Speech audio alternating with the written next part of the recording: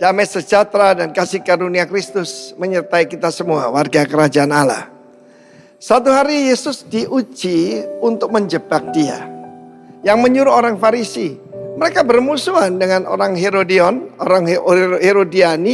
Tetapi pengikut dan pengagum dan penjilat daripada Herodes. Tapi untuk menjebak Yesus mereka bersama-sama. Dan mereka menanyakan suatu pertanyaan yang merupakan bola pelintir, bola susah. Menurut kamu apa dibolehkan membayar pajak pada kaisar atau tidak? Sebelumnya mereka manggil dia guru yang baik. Hati-hati kalau ada orang memuji saudara. Mungkin mau pinjam uang atau apa. Dan firman Allah mengatakan apa boleh membayar pajak kepada kaisar? Ini pertanyaan susah. Orang Yahudi tentu saja benci kepada pemungut cukai yang menjadi kolaborator, menjadi pengikut daripada Romawi ya. Dan mengkhianati bangsanya sendiri. Kalau dia bilang ya silakan ya boleh. Kalau enggak ya enggak usah. Apa yang terjadi? Yesus tahu kejahatan hati mereka. Mengapa kamu mencobai aku, hei orang-orang munafik? Ya. Tunjukkan padaku mata uang untuk pajak tunai mengeluarkan. Mata uang tentu saja mata uang Romawi ya waktu itu. Ini gambar dan superscription siapa, tulisan siapa. Dan satu gambarnya ya Kaisar Tiberius ya. Mereka berkata, ya gambar dan tulisan Kaisar. Dan jawab Yesus, berikan pada Kaisar apa yang wajib kamu berikan pada Kaisar. Itu adalah pajak ya, dan cukai. Dan kepada Allah, apa yang kamu wajib berikan kepada Allah. Selain daripada hati kita, karena itu banyak sekali orang menentang persepuluhan. Kalau orang berkata, saya tanya rabi-rabi, tidak ada lagi memberikan persepuluhan. Iya kan sekarang sudah tidak ada bait Allah. Jangankan persepuluhan, korban harian pun tidak ada. Tetapi saudaraku, saya percaya bahwa persepuluhan itu adalah, pajak itu adalah untuk kepentingan umum. Untuk membangun jalan, untuk memelihara gedung-gedung pemerintah, membayar pegawai negeri. Saudaraku, persepuluhan itu sebagai bentuk daripada pajak kerajaan Allah. Karena itu saudaraku, Yesus berkata berikan kepada Kaisar.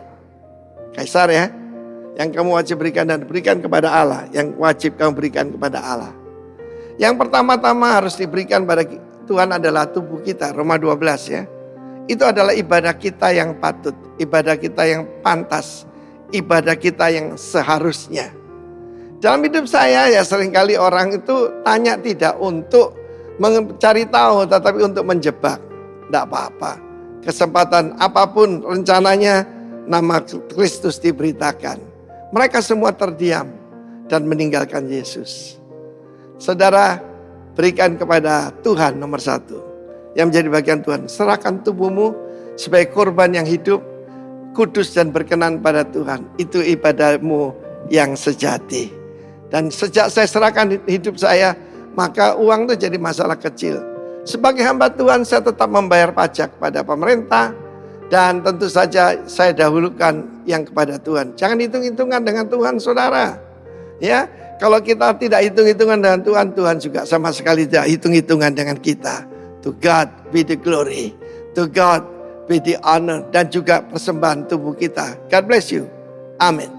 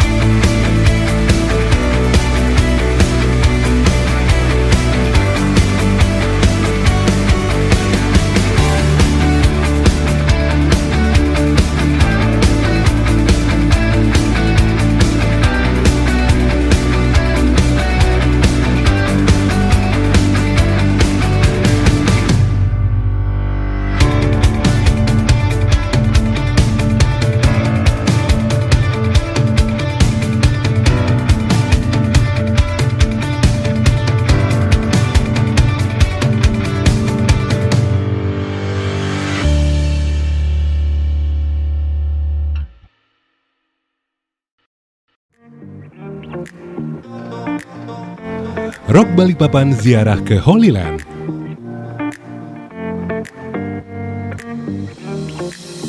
Mulai 3 sampai 11 Maret 2024, terbang dengan pesawat jumbo jet Boeing A380 dari Denpasar, Dubai, dan Tel Aviv.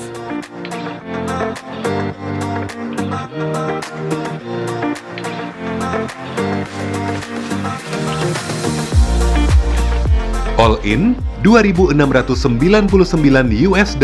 untuk perjalanan 9 hari.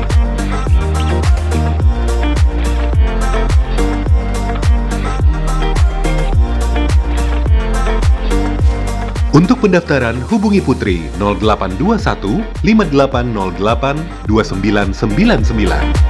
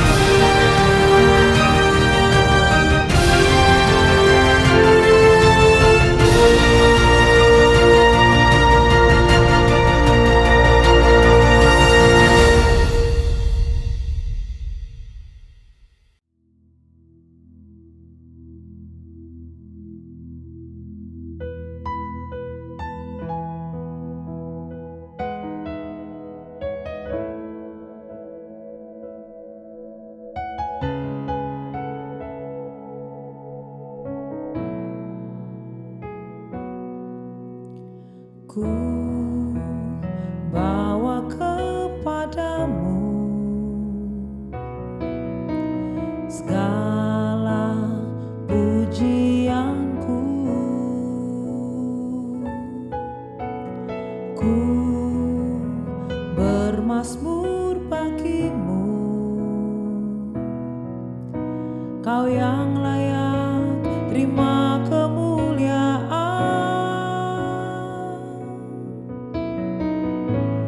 Dan kini ku bawa hatiku untuk memuliakan kerajaan-Mu, Tuhan.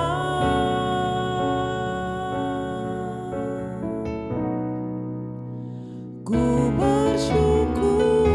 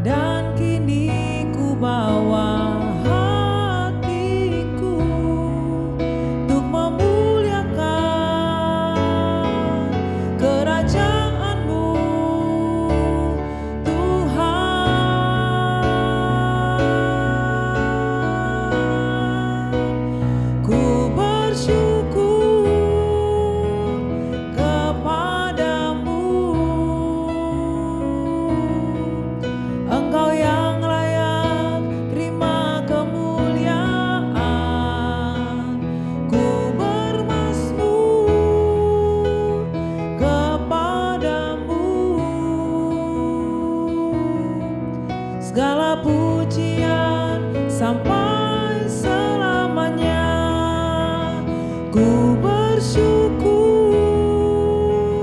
kepadamu, Engkau yang layak terima kemuliaan. Ku bermazmur kepadamu, segala pujian sampai selamanya. Segala pujian sampai selamanya. Segala pujian sampai selamanya. Segala hormat kami, Engkaulah sumber kehidupan kami, Tuhan. Kami mau bermazmur, kami mau bernyanyi bagimu, Tuhan. Hanya Engkaulah sumber segalanya, Engkaulah kekuatan kami, Engkau yang kami pandang, Tuhan, sampai selamanya. Hanya Yesus yang berkuasa di atas segalanya, Engkau Tuhan. Kami memujimu, kami menyembahmu, Tuhan. Nyanyian yang baru hanya bagimu dari hati kami, Yesus Kristus Tuhan, Raja kami yang perkasa, Allah kami yang hidup. Kami sembah Engkau, Tuhan.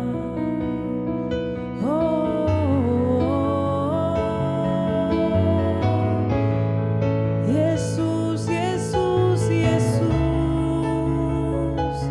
kami bersyukur, Tuhan. Terima kasih Yesus.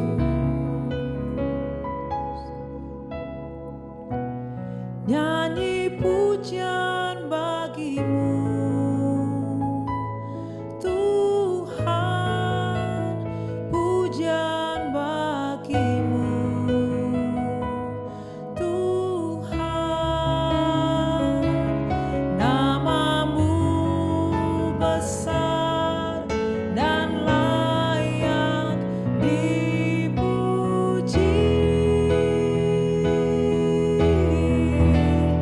Nyanyi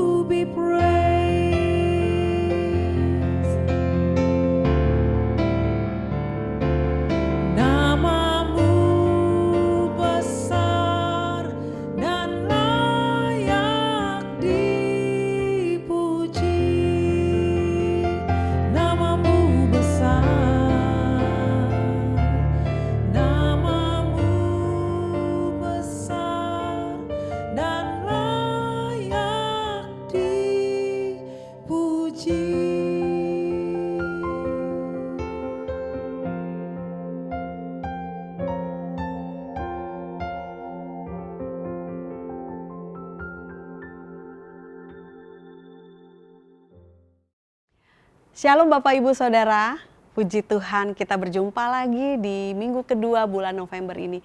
Kita akan bersama-sama belajar firman Tuhan, tapi sebelumnya kita berdoa terlebih dahulu. Bapa di dalam nama Tuhan Yesus, terima kasih untuk hari yang baru yang sudah Tuhan berikan bagi hidup kami. Dan saat ini tiba saatnya kami akan bersama-sama belajar firman-Mu. Biarlah Engkau berbicara atas setiap kami, khususnya bagi hamba yang akan menyampaikan firman-Mu. Engkau berbicara secara pribadi sehingga biarlah apa yang hamba sampaikan, apa yang kami dengar bersama-sama pada pagi hari ini, semuanya mendatang kebaikan dan kemuliaan bagi nama Tuhan. Terima kasih Tuhan Yesus, berbicaralah di dalam nama Tuhan Yesus. Kami siap mendengarkan firman Tuhan. Haleluya. Amin, amin. Puji Tuhan, kita ada di minggu kedua bulan November ini dan tema kita di bulan November ini adalah Christ likeness, keserupaan dengan Kristus. Christ likeness, keserupaan dengan Kristus. Ya, kita akan baca dulu di Roma 8 ayat 29. Sebab semua orang yang dipilihnya dari semula, mereka juga ditentukannya dari semula untuk menjadi serupa dengan gambaran anaknya. Supaya ia, anaknya itu, menjadi yang sulung di antara banyak saudara. Haleluya. Kita harus sadar sebagai umat percaya, sebagai orang Kristen, ya, sebagai orang Kristen yang notabene adalah pengikut Kristus, kita harus sadar terlebih dahulu bahwa kita sudah dipilih dan ditentukannya dari semula. Kalau perenungan saya semula itu berarti sejak kita lahir ya. Bahkan mungkin sejak kita dalam kandungan Tuhan sudah memilih dan kita sudah ditentukan. Kita tidak hanya sekedar dipilih dan ditentukan. Tetapi Tuhan mau membawa kita untuk menjadi serupa dengan gambaran anaknya. Ya, supaya Yesus itu, anaknya itu menjadi yang sulung di antara banyak saudara. Puji Tuhan. Seberapa banyak, seberapa lama kita menjadi orang Kristen, kita sadar bahwa kekristenan kita itu tidak sekedar aksesoris, tidak sekedar kita mengatakan bahwa kita Kristen, tetapi kita tidak tahu esensi kekristenan kita untuk menjadi keserupaan, untuk menjadi serupa dengan yang kita percayai, dengan menjadi serupa seperti Kristus yang kita percayai, yang kita sembah, ya. Saya mengambil contoh, ada seorang, mungkin kita lihat di media sosial ya banyak ya, apabila seorang mengidolakan ya, entah itu artis, entah itu politikus, entah itu pemain sepak bola, atlet gitu ya. Saya berbicara tentang pemain sepak bola karena baru-baru ini saya baca sedikit artikel tentang seorang yang bernama, pemain sepak bola yang bernama Mbappe. Mbappe itu pemain sepak bola dari Prancis ya. Dan dia seorang pemain muda yang sangat muda, umurnya baru 25 tahun dan sangat terkenal, sangat kaya. Dan dia tidak hanya terkenal, tetapi dia seorang pemain sepak bola yang sangat baik gitu ya, yang sangat bagus gitu. Kenapa dia sampai terkenal? Ternyata dia terinspirasi dari idolanya yang adalah seorang Ronaldo. Wah, siapa yang tidak kenal dengan Ronaldo? Mbappe sejak usia muda dia sudah mengidolakan, bahkan saya baca di artikel itu Mbappe itu sampai tempel gambarnya Ronaldo di dinding kamarnya. Saya membayangkan bahwa dia bermimpi untuk menjadi seperti Ronaldo dan ternyata saat ini kita melihat bahwa seorang Mbappe begitu terkenal ya. Bahkan dia hampir sama dengan idolanya ya. Bagaimana dengan kita sebagai umat percaya? Kita tidak sekedar mengidolakan, tetapi di dalam Roma 8 ayat 29 firman Tuhan berkata kita dipilih. Mbappe itu berusaha keras untuk dapat menjadi seperti idolanya. Kita tidak. Kita ini dipilih dan ditentukan dari semula oleh Kristus. Supaya kita menjadi serupa nih dengan yang sudah pilih kita. Supaya kita menjadi serupa dengan Yesus. Puji Tuhan. Ya, luar biasa. Kita sungguh berharga dan luar biasa hidup kita. Kita dipilih dan ditentukan untuk menjadi serupa dan segambar dengan Tuhan. Ya, seorang Mbappe dia berusaha untuk menjadi seperti idolanya. Mungkin sejak dia remaja, tetapi kita sejak kita baru lahir Tuhan, bahkan sejak dalam kandungan gitu ya. Di dalam Yesaya 44 ayat 24 dikatakan sejak dalam kandungan Tuhan sudah memilih kita. Nah, begitu luar biasanya hidup kita, kekristenan kita, kita yang sudah dipilih oleh Tuhan untuk menjadi serupa dengan gambaran anaknya. Betapa pentingnya kehidupan kekristenan kita. Kadang-kadang orang Kristen hidupnya sembarangan ya. Sembarangan, apa yang kita katakan, kita kadang-kadang tidak sadar bahwa hidup kita sudah dipilih dan ditentukan untuk menjadi serupa dengan Kristus. Kita dikatakan kita mau dijadikan serupa dengan Kristus. Tetapi apakah sudah lewat hidup kita, lewat perkataan, lewat perbuatan kita, tindakan kita, apakah sudah serupa dengan Kristus? Baik, saya mengajak pada pagi hari ini Bapak Ibu Saudara, kita mau belajar 3 hal dari Yesus. Ini hal yang sederhana yang menjadi bagian hidup Yesus yang sehari-hari Yesus lakukan. Ya, dalam perenungan saya, yang pertama adalah pikirannya. Apa yang menjadi pikiran Kristus? Dalam Filipi 2 ayat 5 dikatakan, hendaklah kamu dalam hidupmu bersama menaruh pikiran dan perasaan yang terdapat juga dalam Kristus Yesus. Kalau kita punya pikiran dan perasaan yang terdapat dalam Kristus Yesus, kita pikirkan sendiri, efeknya belum terlihat. Tetapi firman Tuhan pagi hari ini luar biasa. Firman Tuhan katakan, hendaklah kamu dalam hidupmu bersama, bukan sendiri. Kita bersama, itu sebabnya kita membutuhkan komunitas. Kita tidak hanya membutuhkan keluarga kita sendiri, tetapi kita membutuhkan keluarga rohani kita. Komsel, kakak, bertumbuhlah di dalam komsel. Supaya kita menaruh pikiran dan perasaan yang terdapat juga dalam Yesus. Amin. Waktu kita punya pikiran sama, efeknya itu terlihat. Dan tentu saja menjadi berkat tidak hanya buat kita, tetapi bagi orang-orang di sekeliling kita.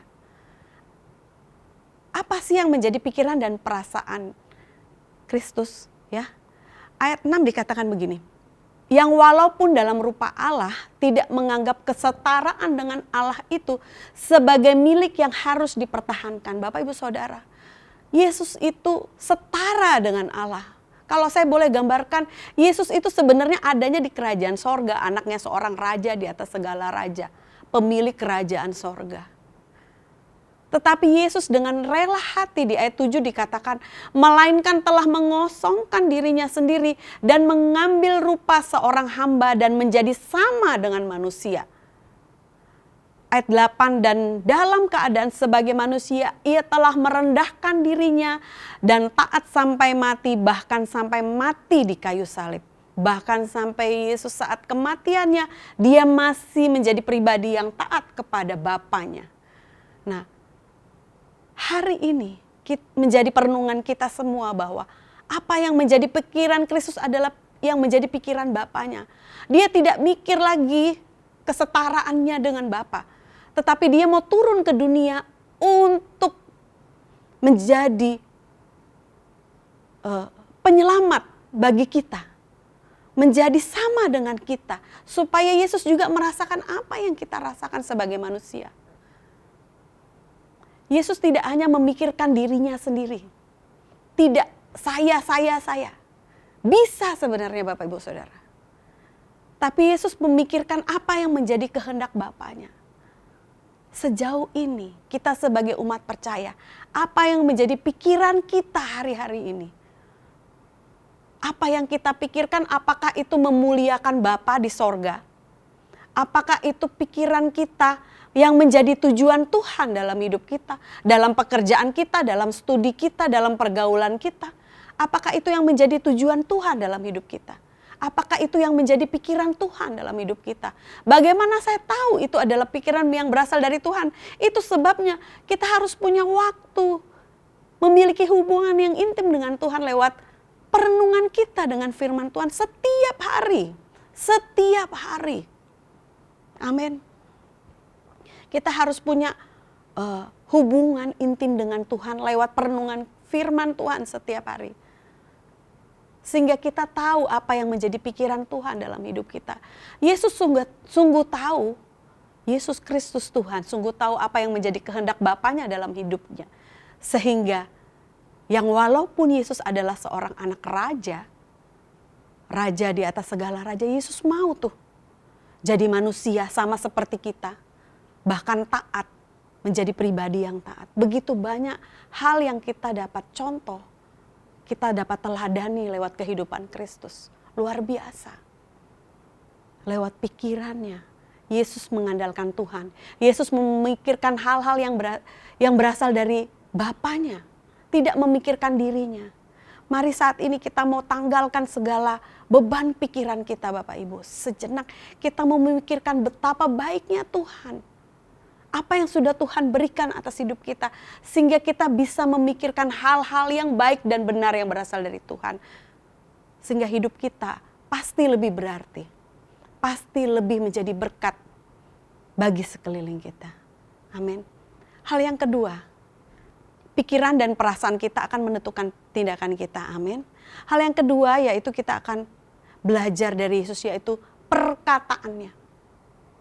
Ada banyak dalam firman Tuhan, perkataan-perkataan yang sudah Yesus ucapkan. Dan semuanya saya pastikan adalah bukan perkataan yang sia-sia. Ada berapa banyak saat ini kata-kata yang sudah kita keluarkan dari kita bisa berkata-kata. Sampai usia saat ini, apa saja kata-kata yang sudah kita ucapkan. Yang bisa melukai diri kita sendiri, bahkan melukai orang-orang terdekat kita, bahkan orang lain yang kita tidak sadar bisa melukai orang lain. Ya, ada beberapa perkataan-perkataan Kristus yang akan saya sampaikan di sini, yaitu Yesus selalu mengatakan hal-hal yang membangun iman, hal-hal yang memberikan kuasa, yang mendatangkan damai sejahtera. Dalam Lukas 7 ayat 50 dikatakan begini. Tetapi Yesus berkata kepada perempuan itu, imanmu telah menyelamatkan engkau.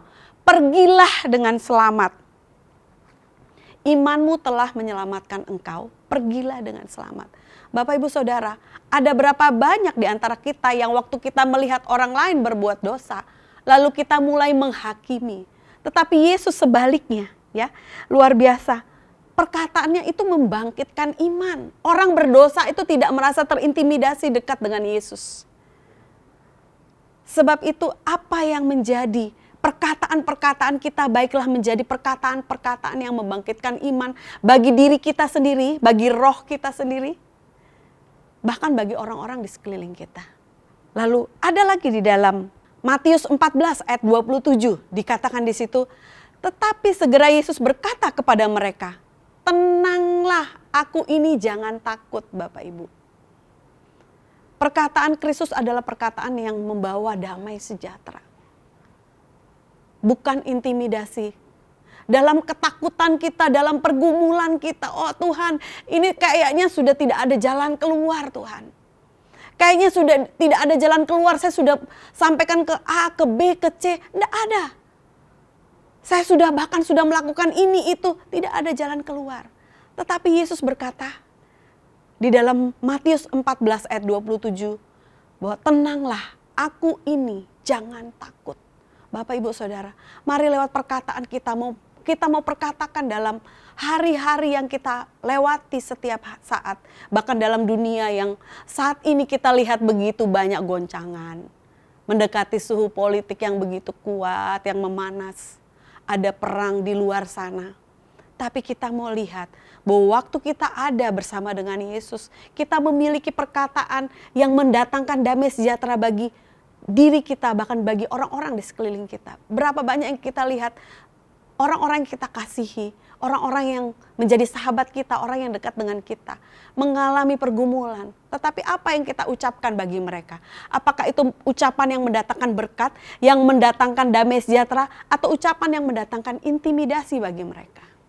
Lalu di dalam Lukas 17 ayat 6, jawab Tuhan, kalau sekiranya kamu mempunyai iman sebesar biji sesawi saja, kamu dapat berkata kepada pohon ara ini, terbantunlah engkau dan tertanamlah di dalam laut, dan ia akan taat kepadamu. Biarlah setiap perkataan kita seperti perkataan yang Yesus katakan, bahwa perkataan yang mengandung kuasa, tidak perkataan yang asal-asalan, yang sia-sia. Waktu kita menghadapi pergumulan, waktu kita menghadapi tantangan, kita mau menghadapi suatu hal yang membuat kita harus mengambil keputusan. Di situ kita membutuhkan kuasa yang berasal dari Tuhan. Ya. Biarlah bagian firman Tuhan, perkataan-perkataan yang membangun iman, yang memiliki kuasa dan bermanfaat bagi hidup kita, itu kita dapat praktekkan, dapat kita lakukan. Nah, bagaimana kita dapat lakukan kalau kita tidak membaca firman-Nya, kalau kita tidak punya hubungan yang baik dengan Tuhan? Bagaimana kita dapat memperkatakan perkataan Kristus kalau kita tidak suka dekat dengan Kristus? Padahal kita ini adalah orang yang dipilih dan kita mengaku bahwa kita ini orang Kristen. Tetapi apakah kita sudah serupa dengan apa yang Yesus lakukan gitu ya? Seperti yang Yesus katakan ya. Sekali lagi Bapak Ibu Saudara, saya mau ngajak kita semua saat ini untuk mulai memperkatakan hal-hal yang baik dan benar. Hal-hal yang ada di dalam firman Tuhan yang Yesus katakan adalah hal-hal yang luar biasa, yang supranatural, yang begitu memberikan energi, roh kita dibangkitkan, roh kita diberi semangat. Sekalipun kita menghadapi tantangan, kita menghadapi mungkin Bapak Ibu Saudara saat ini menghadapi sakit penyakit pergumulan apapun Bapak Ibu. Tapi saya percaya lewat kita memperkatakan firman pasti mendatangkan kuasa yang luar biasa. Kuasa kesembuhan, kuasa iman kita dibangkitkan. Amin. Lalu hal yang ketiga yang kita mau pelajari dari Yesus adalah perbuatannya. Di dalam Yohanes 4 ayat 34 dikatakan begini. Kata Yesus kepada mereka, makananku ialah melakukan kehendak Dia yang mengutus aku dan menyelesaikan pekerjaannya. Yesus berkata, makananku. Bapak Ibu Saudara, kita setiap hari makan. Buat tubuh jasmani kita ini. Kita pasti makan setiap hari. Pagi, siang, sore, malam, subuh. Kita pasti makan dan minum. Kalau kita tidak makan, tidak minum, kita bisa sakit, bahkan kita bisa mati. Kita perlu makan untuk memberi energi, memberi asupan vitamin bagi tubuh kita. Sebegitu pentingnya perbuatan Yesus yang Yesus lakukan, sebegitu pentingnya perintah Allah Bapa bagi Yesus untuk dilakukan. Sehingga Yesus mengatakan bahwa makananku ialah melakukan kehendak Dia. Sebegitu pentingnya. Yesus mengatakan bahwa makananku ialah melakukan kehendak Dia yang mengutus aku dan menyelesaikan pekerjaannya. Jadi kita tidak sekedar melakukan apa yang, Yesus tidak sekedar melakukan apa yang menjadi perintah Allah Bapa dalam hidupnya, tetapi Yesus menyelesaikannya. Perbuatan Yesus tidak sembarangan. Perbuatan yang Yesus lakukan waktu Yesus menyembuhkan orang, membangkitkan orang mati, menyembuhkan orang sakit. Waktu Yesus memberikan semangat bagi orang-orang yang membutuhkan, orang-orang yang mengalami lemah iman. Bukan perkataan yang biasa-biasa, tetapi perbuatan perkataan yang luar biasa. Perbuatannya selalu mencerminkan semua yang berasal dari Allah Bapa.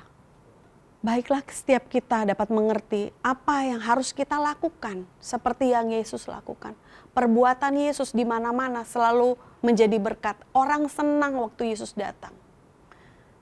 Saat orang melihat kehadiran Yesus, orang mengalami kesembuhan, orang mengalami kelegaan. Yang lapar dikenyangkan. Yesus melakukan banyak mujizat dalam hidupnya. Dan hidup kita saat ini, apakah kita sudah mencerminkan apa yang menjadi perbuatan Kristus dalam hidup kita? Perbuatan-perbuatan kita tindakan kita tadi seperti dikatakan di dalam pikiran Kristus yang saya sudah jelaskan di awal, bahwa pikiran dan perasaan kita akan menentukan tindakan kita.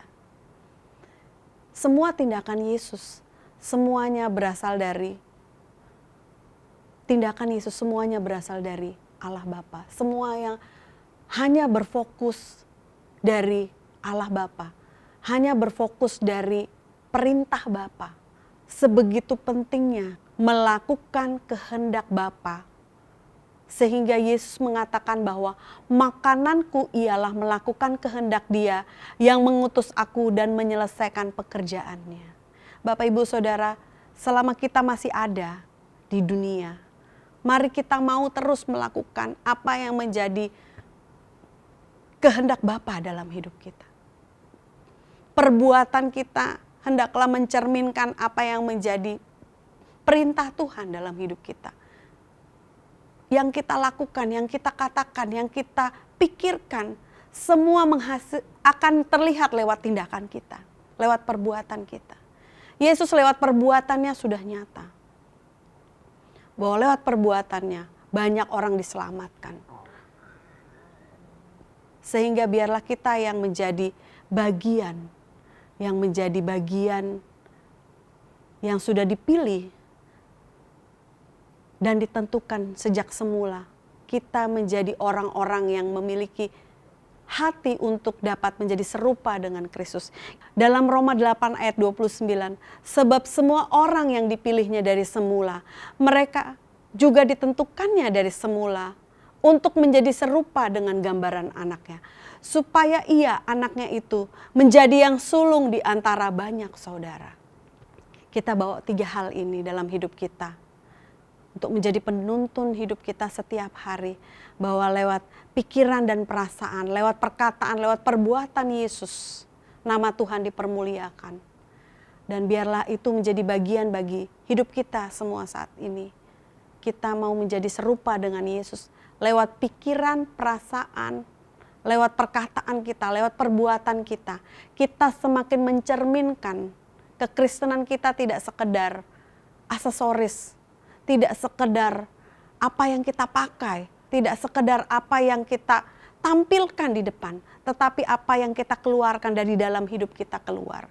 Yaitu kita mencerminkan kehidupan Kristus lewat perkataan, perbuatan, lewat pikiran kita. Sehingga lewat perkataan, perbuatan kita, sehingga lewat pikiran, perasaan kita, yang kita miliki seperti pikiran dan perasaan Yesus, lewat perkataan kita, lewat perbuatan kita, nama Tuhan dipermuliakan. Amin untuk firman Tuhan. Mari kita berdoa. Terima kasih Tuhan untuk firman-Mu yang sudah kami bersama-sama pelajari pagi hari ini. Kami percaya biarlah saat hati kami mau taruh bagi Tuhan. Kami mau komitmen lebih sungguh lagi untuk dekat dengan Tuhan. Supaya kami memiliki keserupaan dengan Kristus. Lewat pikiran dan perasaan kami, lewat perkataan kami, lewat perbuatan kami, semuanya mencerminkan Yesus. Berikan kami kemampuan lebih lagi Tuhan untuk melakukan seturut kehendak-Mu. Dan biarlah nama Tuhan dipermuliakan lewat hidup kami. Hamba berdoa di dalam nama Yesus bagi setiap Bapak Ibu Saudara yang sedang mendengarkan firman Tuhan ini. Biar Engkau memberkati mereka semua Tuhan. Memberikan mereka kekuatan dan kemampuan untuk kami semua dapat melakukan apa yang menjadi kehendak Bapa dalam hidup kami. Sehingga hidup kami memiliki keserupaan dengan Kristus. Terima kasih Tuhan, terima kasih Bapa. Di dalam nama Tuhan Yesus Kristus kami sudah berdoa dan mengucap syukur. Haleluya. Amin. Puji Tuhan, kita sudah sama-sama mendengar firman Tuhan dan tiba saatnya kita akan bersekutu dengan tubuh dan darah dari Tuhan Yesus Kristus melalui perjamuan kudus pada pagi hari ini. Mari sama-sama kita berdoa. Bapa, terima kasih untuk firman-Mu. Dan tiba saatnya kami akan bersekutu dengan tubuh dan darah-Mu lewat perjamuan kudus pada pagi hari ini. Semua anggur roti di tangan kami dikuduskan dalam nama Tuhan Yesus. Kami hamba-hamba-Mu, kami umat-Mu dilayakkan untuk menerima tubuh dan darah-Mu. Di dalam nama Tuhan Yesus Kristus kami sudah berdoa dan mengucap syukur. Haleluya. Amin. Mari sama-sama kita angkat roti di tangan kanan kita dan dengarkanlah firman Tuhan. Pada malam waktu Yesus diserahkan, dia mengambil roti, mengucap syukur atasnya dan berkata, inilah tubuhku yang diserahkan bagi kamu. Perbuatlah ini menjadi peringatan akan aku. Gereja Tuhan, bukankah roti yang kita angkat tinggi ini adalah persekutuan kita yang mahal dengan tubuh dari Tuhan Yesus Kristus, amin. Mari makan dengan ucapan syukur dalam nama Tuhan Yesus Kristus, haleluya.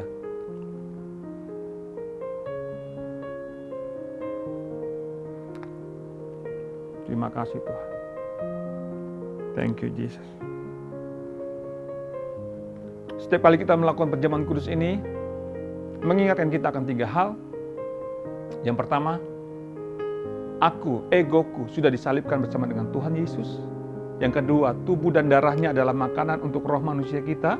Dan yang ketiga, supaya kita tidak menjadi lemah dan putus asa. Mari angkat tinggi cawan di tangan kananmu. Sesudah itu Yesus mengambil cawan, mengucap syukur atasnya dan berkata, ini adalah cawan perjanjian baru yang dimeteraikan oleh darahku. Perbuatlah ini menjadi peringatan akan aku. Gereja Tuhan, bukankah cawan yang kita angkat tinggi ini adalah persekutuan kita yang mahal dengan darah dari Tuhan Yesus Kristus, amin. Mari minum dengan ucapan syukur dalam nama Tuhan Yesus Kristus, haleluya.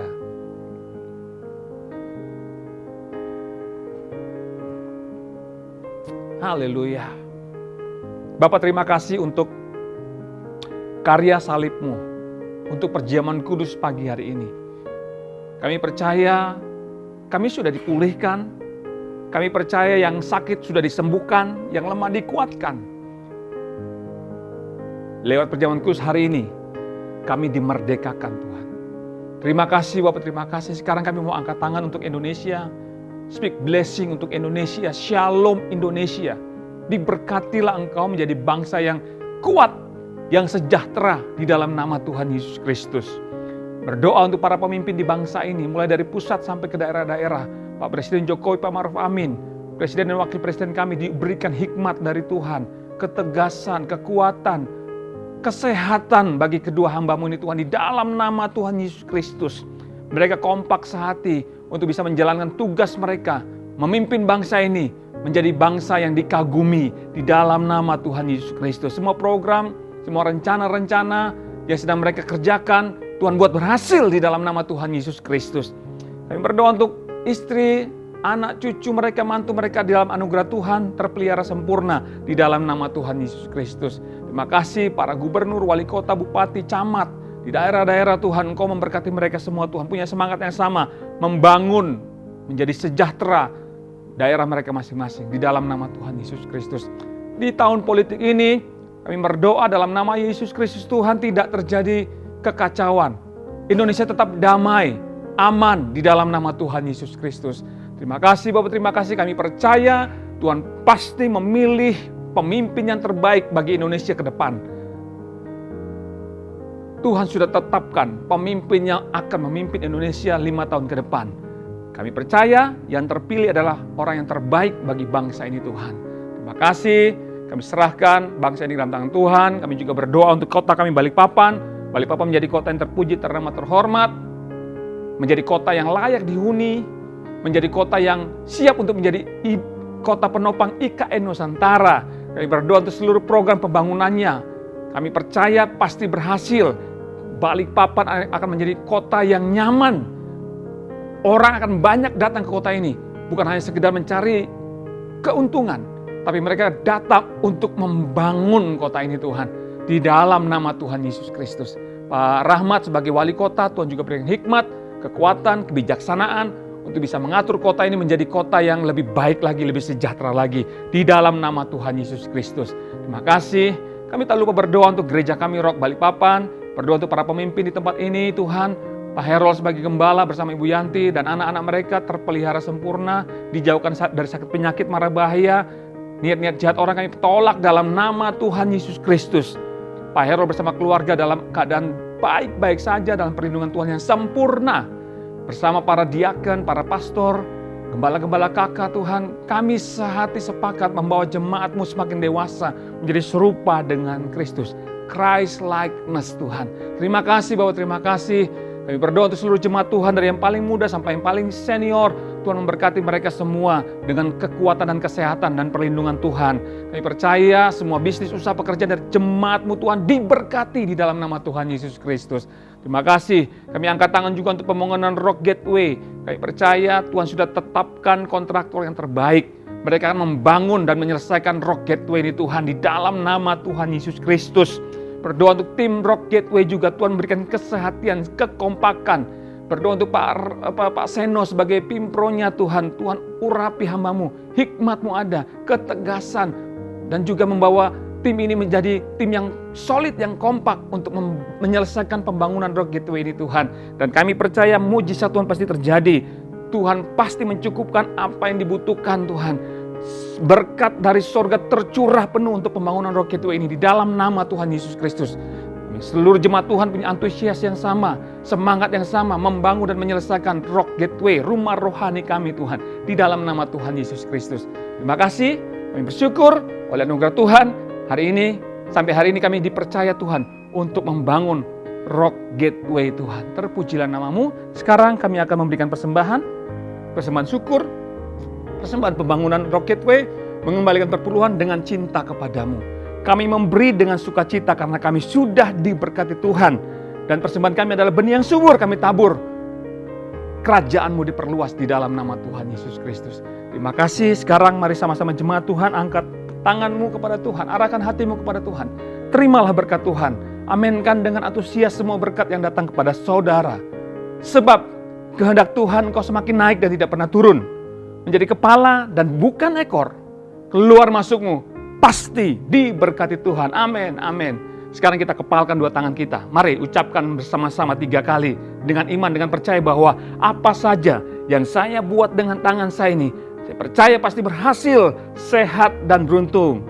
Apa saja yang saya buat dengan tangan saya ini, percaya pasti berhasil, sehat dan beruntung. Sekali lagi sama-sama katakan, apa saja yang saya buat dengan tangan saya ini, percaya pasti berhasil, sehat dan beruntung. Para suami, para imam di rumah, tumpang tangan untuk istri dan anak-anakmu, terimalah berkat dari sorga. Tuhan memberkati dan melindungi engkau. Tuhan menyinari engkau dengan wajah-Nya, memberikan kasih karunia. Dia menghadapkan wajah-Nya kepadamu, memberikan damai sejahtera, sukacita, berlimpah-limpah dalam pengharapan mulai hari ini, sampai selama-lamanya. Dalam nama Tuhan Yesus Kristus. Terima berkat Tuhan. Haleluya. Amin, amin, amin. Selamat hari Minggu. Shalom, Tuhan Yesus memberkati.